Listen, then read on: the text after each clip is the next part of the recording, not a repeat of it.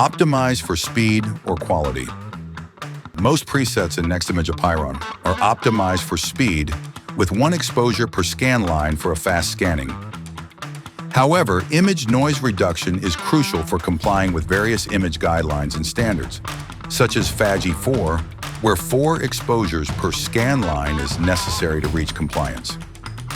Scanning optimized for quality significantly reduces image noise and ensures more accurate colors by scanning each scan line multiple times.